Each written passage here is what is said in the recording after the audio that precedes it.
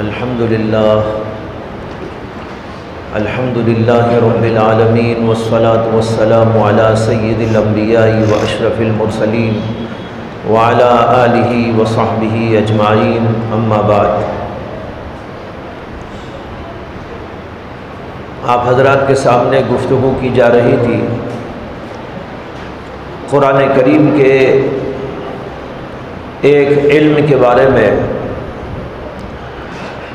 جس کو حضرت شاہ ولی اللہ محدث دہلوی کی زبان میں کہتے ہیں علم التذکیر بایام اللہ،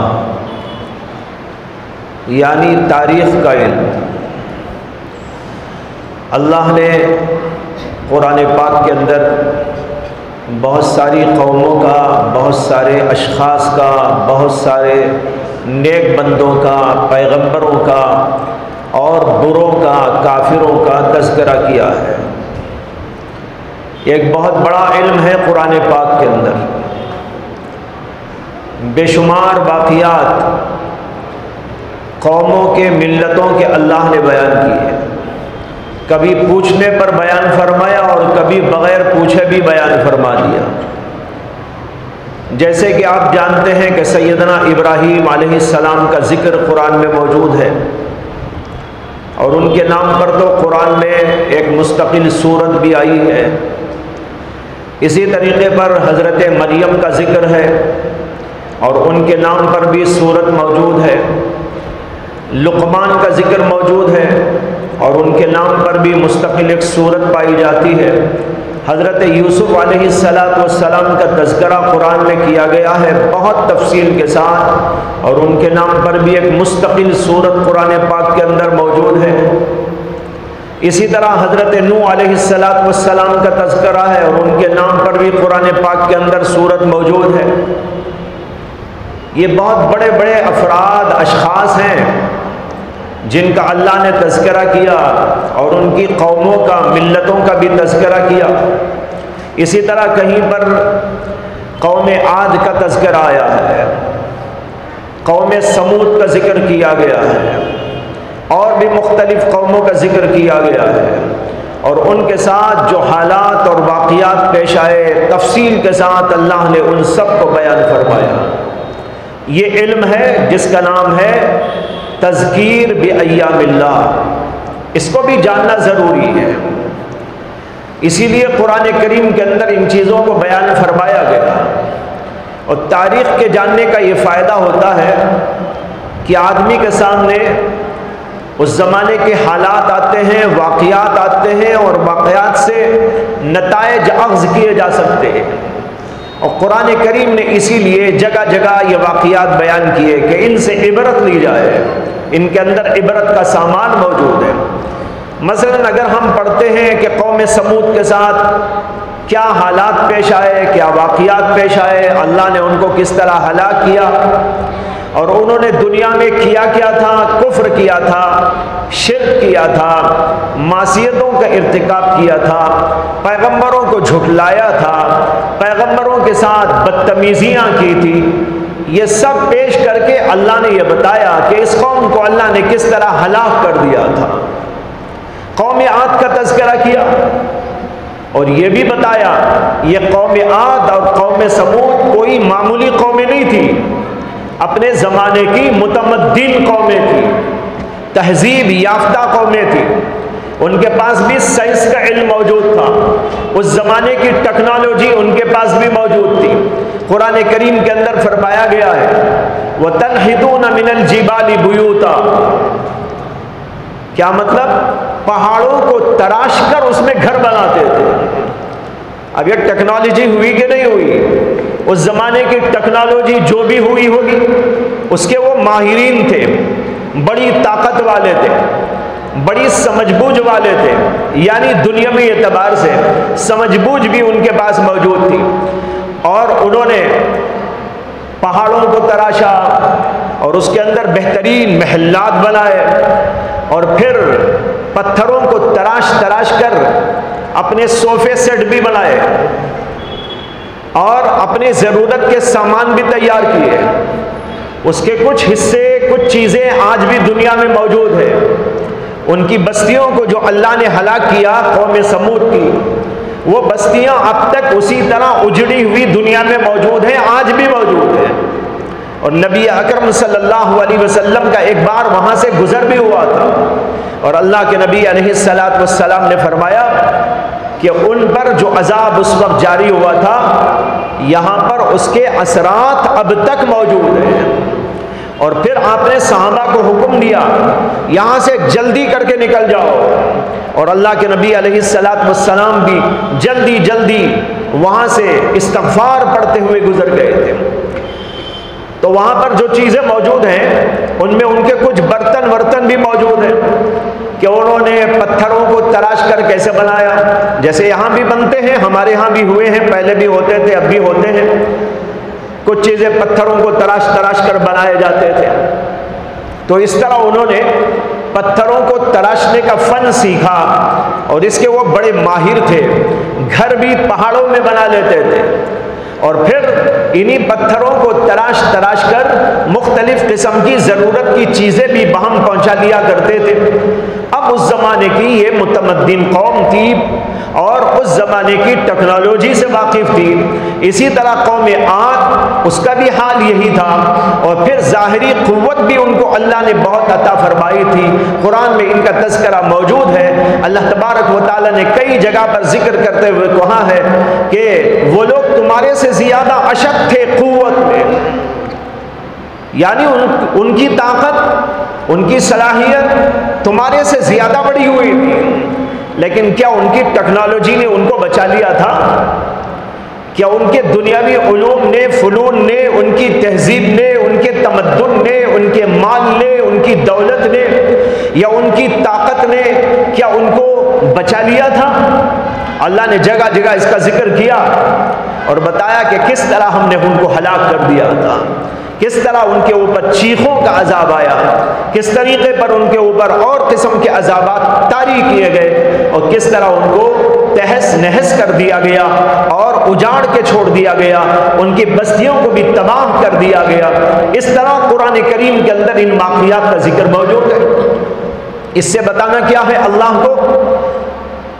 بتانا یہ ہے دنیا والوں کو کہ کفر تم کرو گے، بے ایمانی پہ اتر آؤ گے، معصیت اور گناہوں میں مبتلا رہو گے، تو پھر تمہاری ٹیکنالوجی بھی تمہیں نہیں بچا سکتی، تمہاری سائنس بھی تم کو نہیں بچا سکتی، تمہارا مال بھی تم کو نہیں بچا سکتا۔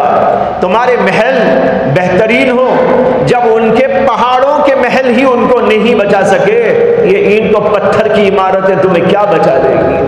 جب خدا کا عذاب آئے گا تو پھر سب کو تہس نہس کر کے رکھ دے گا، کوئی چیز بچانے والی نہیں۔ اسی لیے اللہ نے تاریخ کا حوالہ بھی جگہ جگہ دیا ہے، اسی میں سے وہ چھوٹی سی سورت ہے جو میرے خیال سے یہاں بیٹھے ہوئے سبھی لوگوں کو یاد ہوگی۔ اللہ تعالیٰ کہتے ہیں والعصر، سورۃ العصر، والعصر ان الانسان لفی خسر الا الذین آمنوا وعملوا الصالحات وتواصوا بالحق وتواصوا بالصبر۔ اس میں آیا شروع میں والعصر، عصر کے معنی زمانہ، جیسے بولتے ہیں نا عصر حاضر، آپ نے سنا ہوگا اردو میں بھی بولتے ہیں بھائی عصر حاضر میں یہ چیزیں آ گئی، عصری تعلیم، تو عصر کے معنی زمانہ، موجودہ دور یا مطلق دور۔ اللہ نے کہا والعصر، عربی زبان کے اندر واو لایا جاتا ہے قسم کھانے کے لیے بھی، اور بھی واو ہوتے ہیں، ایک واو ہوتا ہے جس کا نام ہے واو قسمیہ، اللہ نے قسم کھائی، جیسے ہے والتین والزیتون، اسی طرح اور جگہ پر بھی اس طرح کا لفظ آیا ہے، اور یہاں پر فرمایا گیا والعصر، زمانے کی قسم ہے، یعنی پورا زمانہ جو گزر گیا، جو حالات، جو واقعات اس زمانے کے اندر پیش آ چکے، اللہ ان کی قسم کھاتے اور کہتے ہیں میں زمانے کی قسم کھاتا ہوں، تو گویا اللہ نے پورے زمانے کو زمانے کے حالات کو، زمانے کے واقعات کو ہمارے لیے پیش کر دیا، قسم کھا کر کہ زمانے کو دیکھ لو، زمانے کے حالات کو دیکھ لو، زمانے میں کون کون آئے تھے ان کو دیکھ لو، ان کے ساتھ کیا واقعات پیش آئے تھے وہ دیکھ لو، ان کا طرز عمل دیکھ لو۔ یہ پوری تاریخ تمہارے لیے گواہ بنا کر پیش کرتا ہوں، اور اس پوری تاریخ سے ایک بات واضح طور پر ثابت ہوتی ہے۔ کیا؟ اللہ نے کہا والعصر، زمانے کی قسم ہے، ان الانسان لفی خسر، تمام کے تمام انسان گھاٹے میں ہیں، خسارے میں ہیں۔ یہ ثابت ہوتا ہے۔ قوم سمود کو دیکھ لو، قوم عاد کو دیکھ لو، یا اور کسی قوم کو دیکھ لو، کسی فرد کو دیکھ لو، کسی قبیلے خاندان کو دیکھ لو، کسی زمانے کو دیکھ لو، زمانے کے اندر کے حوادث اور واقعات کو دیکھ لو، یہ سب دیکھنے کے بعد یہ بات ثابت ہو جاتی ہے کیا؟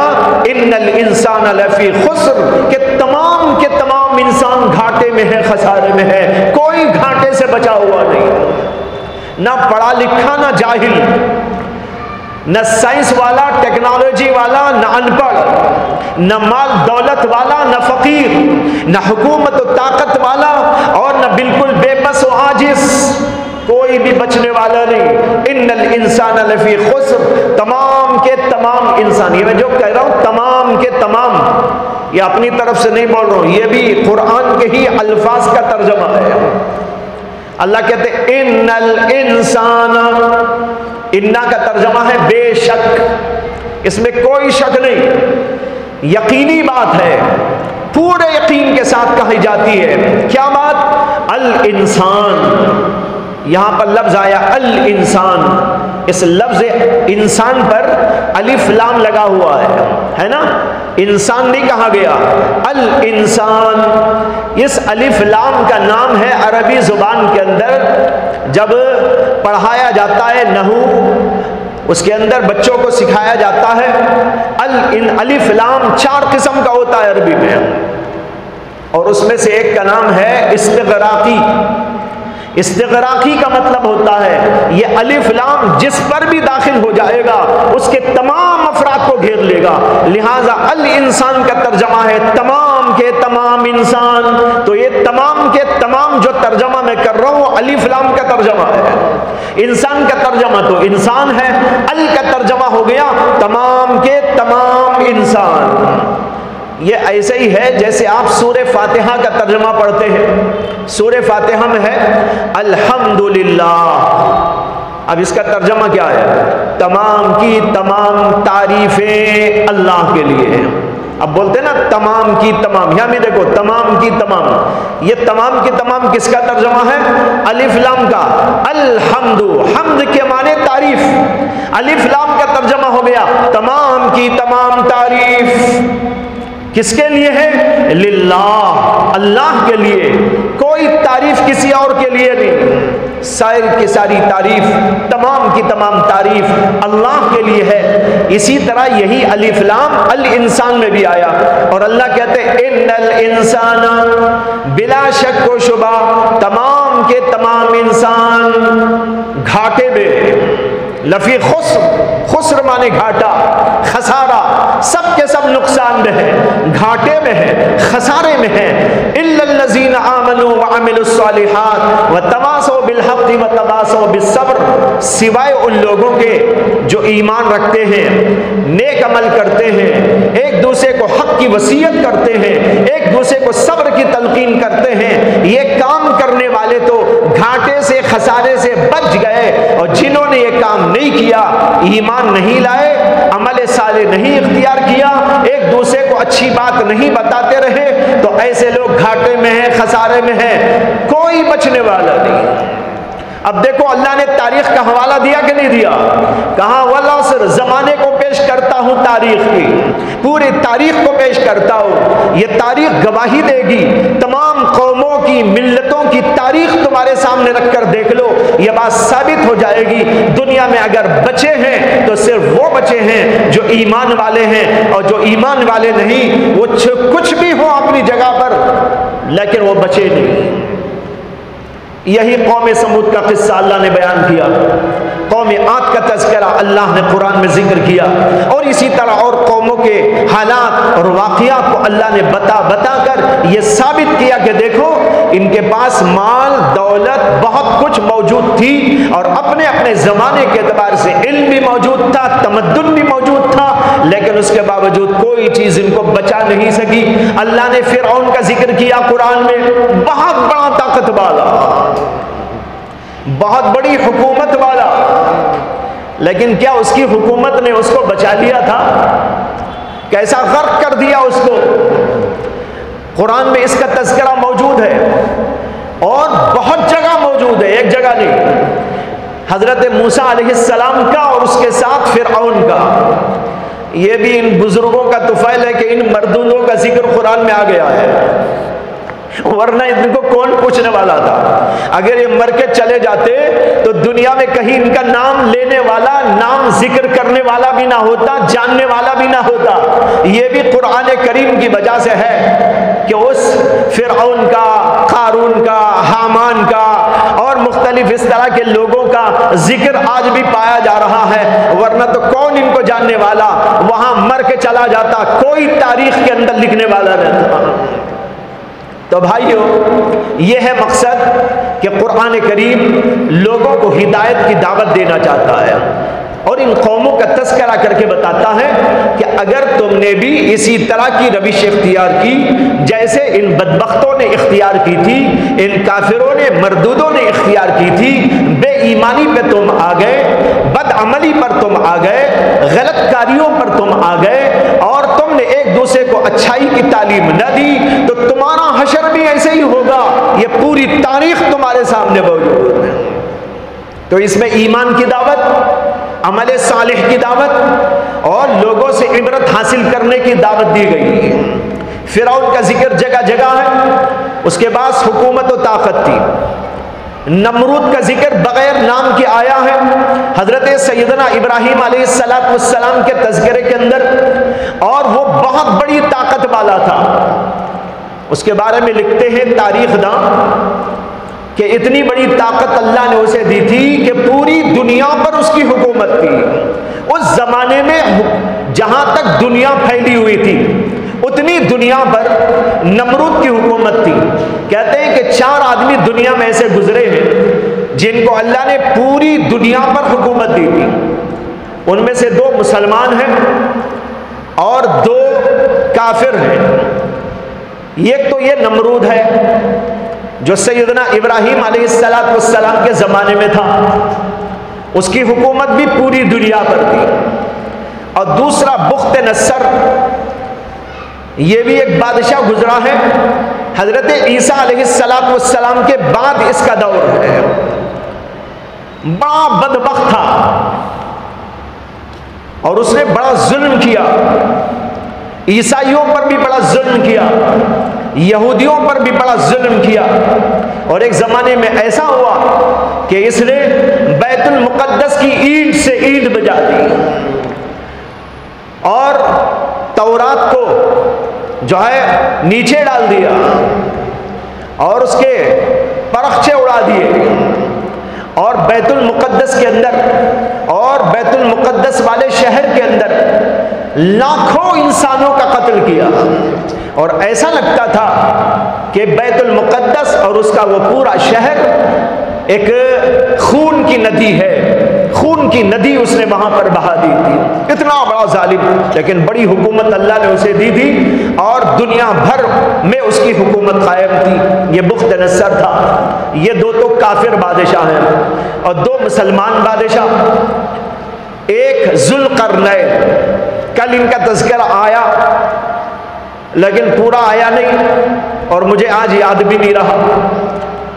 انشاءاللہ یاد آئے گا تو پھر تذکرہ کچھ کروں گا، اور میں نے کل کہا تھا یاجوج ماجوج کے بارے میں بھی کہوں گا، لیکن ذہن سے بات نکل گئی تھی اور دوسری بات آج نکل پڑی۔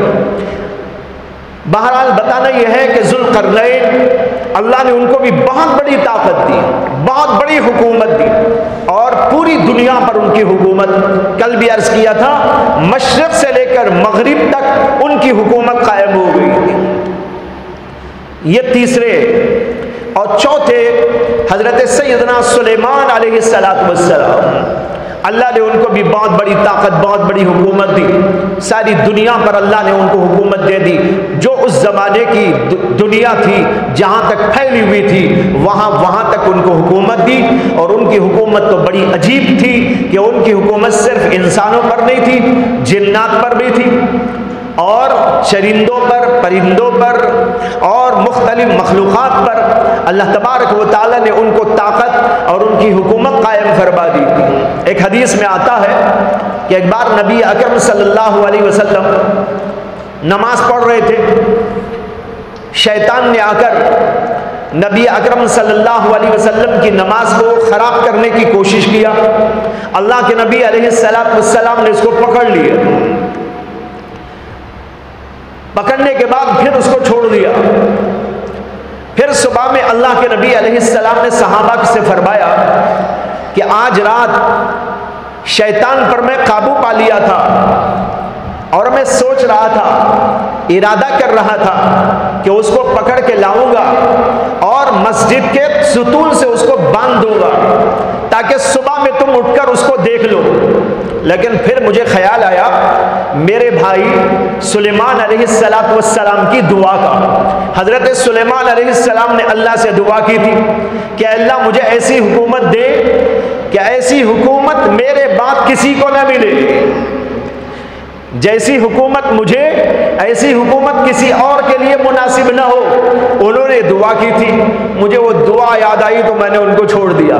مطلب یہ ہے کہ شیاطین پر، جنات پر، اور جانوروں پر، چرندوں پر، پرندوں پر، ان سب پر ان کی حکومت تھی۔ قرآن میں ان کا ذکر آیا ہے، اور سورۃ النمل کے نام سے ایک سورت ہے جس کے اندر حضرت سلیمان علیہ السلام کا پورا قصہ ہے۔ اس کے اندر یہ بھی آیا ہے کہ حضرت سلیمان علیہ السلام لشکر کو لے کے جا رہے تھے۔ جب وہ جا رہے تھے تو ایک چونٹی نے اپنی اور چونٹیوں سے کھڑے ہو کے کہا، یا ایھا النمل ادخلوا مساکنکم لا یحطمنکم سلیمان وجنودہ وہم لا یشعرون۔ ارے چونٹیوں، اپنے اپنے گھروں میں داخل ہو جاؤ، اپنی اپنی بلوں میں چلی جاؤ، کہیں ایسا نہ ہو کہ سلیمان اور سلیمان کا لشکر تم کو رون کے چلے جائے اور انہیں پتہ بھی نہ ہو۔ اسے کہ چونٹیاں تو اتنی ہوتی ہیں نا، آپ روزانہ چلتے ہوئے پتہ نہیں کتنوں کو رون دیتے ہیں، مسجد میں بھی رونتے رہتے ہیں، کہیں گھسے ہوئے ہیں، کہیں ادھر ہیں ادھر ہیں، نظر بھی نہیں آتی چونٹیاں۔ ہم چلتے ہوئے، پھرتے ہوئے، اٹھتے ہوئے، بیٹھتے ہوئے پتہ نہیں کتنی چونٹیوں کو رون دیتے ہیں۔ تو ایک جگہ پر سلیمان علیہ السلام کا لشکر جا رہا تھا، اور وہ علاقہ چونٹیوں کا علاقہ تھا۔ وادی النمل کہا قرآن نے، وادی نمل یعنی چونٹیوں کی وادی۔ وہاں پتہ نہیں کتنی چونٹیاں ہوں، لاکھوں، اربوں، خربوں۔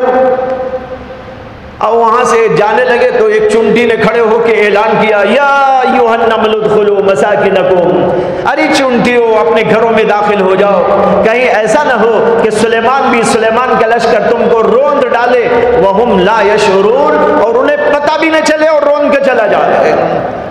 قرآن میں ہے فتبسم ضاحکا من قولها، حضرت سلیمان کو جو ہے سنائی دیا اور سمجھ میں بھی آ گیا۔ حضرت سلیمان کو اللہ تعالیٰ نے چونٹیوں کی زبان بھی سکھائی تھی، چرندوں کی، پرندوں کی، حیوانوں کی، جانوروں کی۔ چنانچہ اسی سے پہلے آیت موجود ہے کہ انہوں نے کہا، یا ایھا الناس علمنا منطق الطیر، ہم کو پرندوں کی زبان سکھائی گئی ہے، بتائی گئی۔ اسی کے بعد یہ قصہ آ گیا مثال کے طور پر۔ تو حضرت سلیمان علیہ السلام نے سنا تو ان کو ہنسی آ گئی۔ ایک چونٹی اتنی سی اور اعلان کر رہی ہے کھڑے ہو کے، چونٹیوں میں اعلان، گویا کہ چونٹیوں کی خطیب تھی وہ، اس نے کھڑے ہو کے اعلان کیا، ارے چونٹیوں گھروں میں داخل ہو جاؤ۔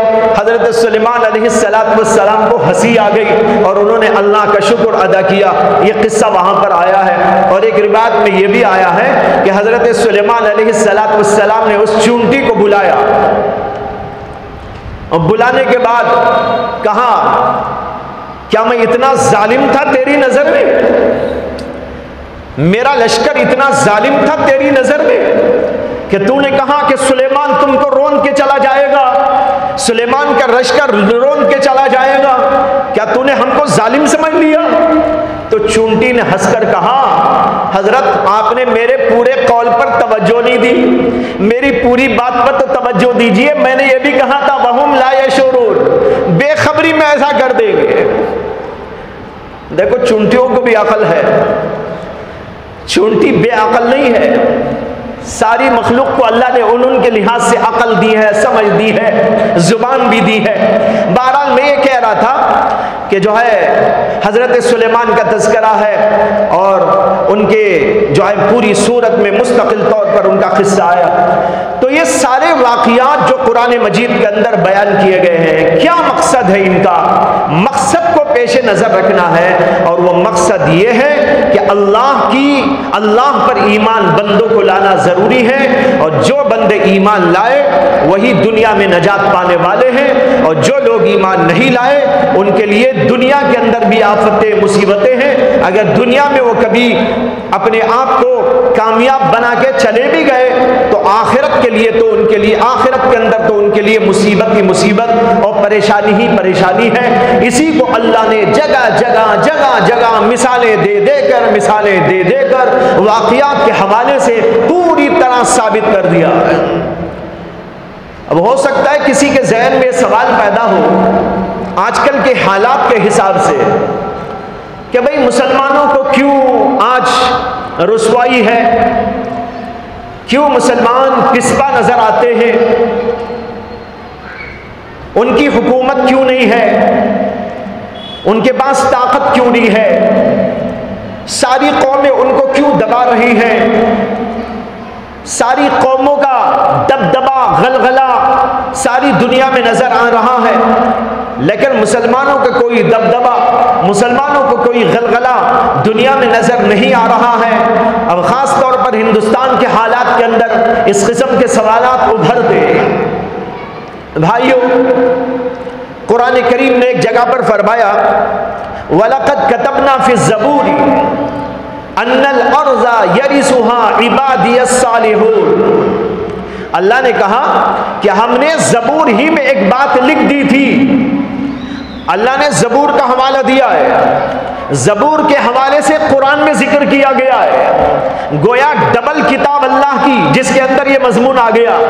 پہلے تو اللہ نے یہ بات بیان کی تھی زبور میں جو سیدنا داؤد علیہ السلام پر نازل ہونے والی کتاب، اور پھر اسی کا حوالہ دے کر اللہ نے قرآن میں ذکر کر کے ہم کو اور آپ کو سنا دیا۔ میرا ایک اصول ہے سمجھ لو، میری ایک بات ہے سمجھ لو، میری ایک سنت ہے اس کو یاد رکھ لو۔ وہ کیا ہے؟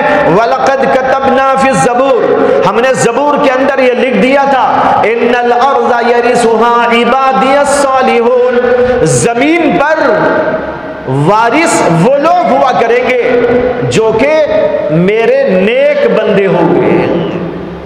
کون ہوں گے؟ نیک بندے، عبادی الصالحون، نیک بندے، میرے جو نیک بندے ہوں گے میں ان کو زمین کا وارث بناؤں گا۔ یہ اللہ نے زبور میں لکھ دیا، پھر زبور ہی کے حوالے سے قرآن میں ذکر فرما دیا۔ اس سے سمجھ میں آیا کہ اگر ہمیں اور آپ کو ویسا ہی چاہیے جیسے ہم چاہتے ہیں تو پھر ہمیں عبادی الصالحون بننے کی ضرورت ہے۔ جب تک ہم عبادی الصالحون نہیں بنیں گے، یعنی اللہ کے نیک بندے نہیں بنیں گے، اور ایمان پکا، عمل سچا، ظاہر میں بھی باطن میں بھی گناہوں سے بچنے والے، نیکیوں میں چلنے والے، اور ظاہراً و باطناً دونوں طرح اللہ کی عبادت کرنے والے جب تک ہم نہیں بنیں گے، ظاہر بات ہے کہ یہ وراثت ہم کو اور آپ کو نہیں مل سکتی۔ یہ وراثت اسی وقت میں ملتی ہے جب کہ ہم بھی اور آپ بھی اور تمام مسلمان بھی مل جل کر ایک بات کے اوپر عہد کر لیں کہ ہم اللہ کے نیک بندے بن کے رہیں گے۔ لیکن آج تو ہم حالات دیکھ رہے ہیں، مسلمانوں میں کتنی کوتاہیاں ہیں۔ اب رہا یہ سوال کہ اگر اللہ مسلمانوں کو نہیں دے رہا تو ان کو کیوں دے دیا؟ کیا وہ عبادی الصالحین ہیں؟ ہو سکتا ہے کسی کے ذہن میں سوال پیدا ہو، ارے بھائی یہ کافر لوگ، مشرک لوگ، بدبخت لوگ، خبیث لوگ، شیطان لوگ کیا کیا شیطانیت کر رہے ہیں، تلوار لے کے ناچ رہے ہیں، مسجدوں کے سامنے ہنگامے کر رہے ہیں، گالم گلوچ کر رہے ہیں، جھوٹ بول رہے ہیں، بکواس کر رہے ہیں، کفر میں اور پختے ہوتے چلے جا رہے ہیں، تو پھر اللہ نے ان کو حکومت کیوں دے دی ہے؟ ہو سکتا ہے منطقی طور پر کسی کے ذہن میں سوال پیدا ہو، اس کا جواب یہ ہے کہ ایک بات اچھی طرح سمجھ لے، وہ یہ ہے کہ محض حکومت کوئی چیز نہیں ہے، محض طاقت کوئی چیز نہیں ہے۔ اگر محض طاقت ہے تو پھر ویسی طاقت تو فرعون کو بھی حاصل تھی نا، موسیٰ علیہ السلام اس کے مقابلے میں تھے، لیکن طاقت اس کے پاس میں تھی۔ اسی طریقے پر حضرت ابراہیم علیہ السلام کے زمانے میں نمرود موجود تھا، طاقت اس کے پاس موجود تھی، حضرت ابراہیم علیہ السلام کے پاس موجود نہیں تھی۔ ایسے ہی اور بے شمار مثالیں آپ دیکھ سکتے ہیں۔ اس لیے محض طاقت کوئی چیز نہیں ہے۔ اللہ نے یہاں پر وراثت جس کو کہا ہے وہ حکومت ہے جو حکومت کے دنیا میں قائم ہو کر اللہ کی عبادت قائم کرنے کے لیے لوگوں کے لیے فراہم کرتی ہے، اسپیس لوگوں کے لیے فراہم کرتی ہے، بہت ساری سہولتیں، اس کا نام ہے وراثت۔ مطلق حکومت تو کافروں کو بھی دے دی جاتی ہے، لیکن یہ وراثت والی حکومت جو پیغمبروں کی وراثت ہے، جو نیک لوگوں کی وراثت ہے، یہ وراثت وہ حکومت ہے جو کہ محمد رسول اللہ صلی اللہ علیہ وسلم کو دی گئی، جو حضرت سیدنا سلیمان علیہ السلام کو اس سے پہلے دی گئی، اور موسیٰ علیہ السلام کو بھی اپنے زمانے میں دی گئی، اور نبی اکرم صلی اللہ علیہ وسلم کے بعد ابو بکر صدیق کو دی گئی، حضرت عمر بن خطاب کو دی گئی، حضرت عثمان غنی کو دی گئی، حضرت علی مرتضیٰ کو دی گئی۔ یہ حکومت وہ حکومت ہے جس میں دنیا کے اندر نظام عدل قائم کیا جاتا ہے۔ یہ نظام عدل قائم کرنے کے قابل جب ہم ہوں گے تب ہم کو دی جائے گی، اور جب تک ہم نظام عدل قائم کرنے کے قابل نہیں ہوں گے ہم کو نہیں دی جائے گی۔ باقی رہی ایسی حکومت، وہ تو فاسقوں ہی کو دی جاتی ہے، وہ تو کافروں ہی کو دی جاتی ہے، وہ تو بدبختوں ہی کو دی جاتی ہے، تاکہ دنیا میں بدبختی میں اور پکے ہو جائیں، اور جب یہاں سے جائیں تو ڈائریکٹ جہنم رسید ہو جائے۔ اسے اس حکومت کا نام وہ وراثت نہیں ہے جس کا ذکر اللہ نے یہاں پر کیا، یہ وہ حکومت ہے جو نبیوں کو دی جاتی ہے، نیک لوگوں کو دی جاتی ہے۔ یہ حکومت اس وقت ہم کو دی جاتی ہے جب کہ ہم خود نیک بن جائیں، عبادی صالحین بن جائیں، جب نیک اور متقی پرہیزگار بندے بن کر دنیا میں عدل و انصاف قائم کرنے والے بنیں گے، تب اللہ تبارک و تعالیٰ کا وعدہ ہے، اللہ نے قرآن میں اس کا وعدہ بھی کیا ہے، نیک لوگوں کو، متقی لوگوں کو اللہ تبارک و تعالیٰ لَيَسْتَخْلِفَنَّهُمْ فِي الْأَرْضِ كَمَا اسْتَخْلَفَ الَّذِينَ مِنْ قَبْلِهِمْ، کہ ان کو دنیا کے اندر استخلاف دے گا، یعنی حکومت پر متمکن کرے گا۔ لیکن یہ کب ہوگا؟ جب ایمان ہمارا مضبوط ہوگا، تقوی طہارت ہمارے اندر آ جائے گا۔ اس سے کہ بھائی آج تو حالت ہماری یہ ہے کہ اگر ہم کو حکومت دے دی جائے تب بھی ہم حکومت ٹھیک طور پر نہیں چلا پائیں گے، اس لیے کہ ہمارے اندر اتنے اختلافات ہیں، ہمارے اندر اس قدر زیادتیاں ہیں، ہمارے اندر اس قدر کمیاں ہیں، ہمارے اندر اس قدر غلطیاں ہیں کہ ان غلطیوں کی جب تک اصلاح نہیں ہوگی، ہم خود اپنے اوپر دین کو اب تک قائم نہ کر سکے تو دنیا میں دین کو کیسے قائم کر دے؟ چھوٹی سی مثال میں نے ابھی کہا کہ دنیا میں عدل و انصاف قائم کرنے کی صلاحیت پیدا ہو تب یہ حکومت دی جاتی ہے، لیکن آج ہم یہ سوچ لیں کہ چھوٹی چھوٹی جگہوں پر چھوٹے چھوٹے اداروں میں کتنے اختلافات ہیں، کیا عدل قائم ہو رہا ہے وہاں؟ حق پرستی ہے وہاں؟ مسجدوں کو دیکھ لو، مدرسوں کو دیکھ لو، کوئی انجمن کو دیکھ لو، کوئی ادارہ دیکھ لو، بلکہ گھروں کے ماحول کو دیکھ لو، گھروں تک کے اندر ایک بھائی دوسرے بھائی سے عدل و انصاف نہیں کر رہا ہے، بھائی بھائی کے درمیان عدل نہیں ہے، بہن بہن کے درمیان میں عدل و انصاف نہیں ہے، خاندان خاندان کے اندر عدل و انصاف نہیں ہے، ہم میں جھوٹ ہے، ہم میں فریب ہے، ہم میں دھوکے بازی ہے، ہمارے اندر غلط کاری ہے۔ اگر حکومت دے دی جائے تو ہم کیا سنبھال لیں گے حکومت کو؟ ہم بھی کریں گے تو وہی کریں گے تماشا جو وہ کر رہے ہیں۔ جو وہ دکھا رہے ہیں ویسے ہی تماشے ہم بھی دکھائیں گے.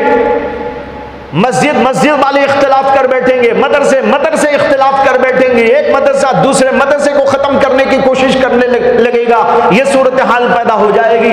اسے کہ جب تک وہ اخلاص نہ ہوگا، جب تک وہ عدل والی بات ہمارے اندر نہیں پیدا ہوگی، جب تک سچائی ہمارے اندر نہیں آئے گی، دیانت نہیں آئے گی، نفسانیت ختم نہیں ہو جائے گی، تب تک یہ حکومت نہیں دی جائے گی. حضرت علی کا واقعہ ہے. نبی اکرم صلی اللہ علیہ وسلم نے ان حضرات کو تربیت دی تھی.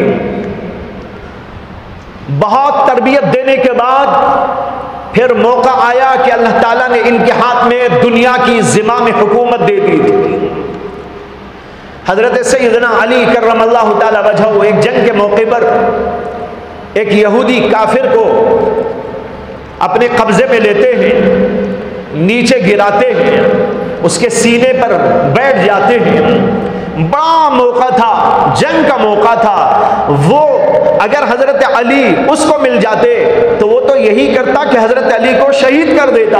اب حضرت علی کے ہاتھ میں کافر ہے اور وہ سینے پہ چڑھ کے بیٹھے ہوئے ہیں. سوچ رہے کہ اس کو ختم کرو، لیکن اتنے میں وہ یہودی حضرت علی رضی اللہ عنہ کے چہرے انور کے اوپر تھوک دیتا ہے. جب وہ تھوک دیا تو حضرت علی نے اس کو چھوڑ دیا، اٹھ کے واپس چلے آئے. لوگوں نے کہا کہ حضرت یہ بھی عجیب بات ہے، یہ کافر آپ کو مل گیا، آپ اس کے سینے پہ سوار، چاہتے تو 2 منٹ میں اس کو ختم کر سکتے تھے، لیکن اس کے باوجود آپ اٹھ کے چلے آئے، کیا بات ہے؟ انہوں نے کہا کہ جب میں اس کے سینے پہ بیٹھا تو اس نے میرے چہرے کے اوپر تھوک دیا تھا. جب تھوکا تو مجھے بے تحاشا غصہ آ گیا، یعنی نفس کے لیے غصہ آ گیا. اب اگر میں قتل کرتا تو مجھے یہ اندازہ تھا یہ اللہ کے لیے قتل نہ ہوتا، نفس کے بدلے میں قتل ہوتا، اس لیے میں نے اس کو چھوڑ دیا. یہ ہے بھائیوں نفسانیت کا مر جانا، صرف اللہ کے لیے جینا و مرنا، جس کا قرآن میں اللہ نے ذکر کیا ہے. ان صلاتی و نسکی و محیای و مماتی للہ رب العالمین. میری نماز، میرا حج یا میری قربانی اور میرا جینا اور میرا مرنا سب کا سب اللہ کے لیے، نفس کے لیے نہیں. یہ مومن کی شان ہونی چاہیے. بہرحال ایک سوال کا جواب ذہن میں آ گیا، اس کو آپ کے سامنے رکھ دیا. خلاصہ یہ ہے کہ بھائیوں، یہ پوری تاریخ اللہ نے جو قرآن میں دہرائی، اس کا مقصد کیا ہے؟ عبرت حاصل کرنا. ہمیں نیک بننا چاہیے، اپنے ایمانوں کو تر و تازہ کرنا چاہیے، بے ایمانی سے باز آنا چاہیے، تقوی و طہارت کی زندگی گزارنے پر اپنے آپ کو تیار کرنا چاہیے. اس کے لیے مشق بھی کرنا چاہیے. اپنے ذہن کو، اپنے دل کو، اپنے ظاہر کو، اپنے باطن کو، ہر چیز کو اللہ کے لیے بنا لینے والا بندہ بن جائے. ایسی ہم کو محنت کرنے کی ضرورت ہے. یہ ہے مقصد اس علم کا، جس کا نام ہے علم التذکیر بایام اللہ. اللہ تعالی ہم سب کو نیک توفیق اور ہدایت عطا فرمائے. وآخر دعوانا الحمد للہ رب العالمین. اللہم صلی علی سیدنا مولانا محمد وعلی آل سیدنا مولانا محمد وبارک وسلم. ربنا آتنا في الدنيا حسنة وفي الآخرة حسنة وقنا عذاب النار. ربنا لا تزغ قلوبنا بعد إذ هديتنا وهب لنا من لدنك رحمة إنك أنت الوهاب. ربنا لا تجعلنا فتنة للقوم الظالمين ونجنا برحمتك من القوم الكافرين. ربنا لا تؤاخذنا إن نسينا أو أخطأنا. ربنا ولا تحمل علينا إصرا كما حملته على الذين من قبلنا. ربنا ولا تحملنا ما لا طاقة لنا به واعف عنا واغفر لنا وارحمنا أنت مولانا فانصرنا على القوم الكافرين. ربنا تقبل منا إنك أنت السميع العليم وتب علينا إنك أنت التواب الرحيم. سبحان ربك رب العزة عما يصفون وسلام على المرسلين والحمد لله رب العالمين.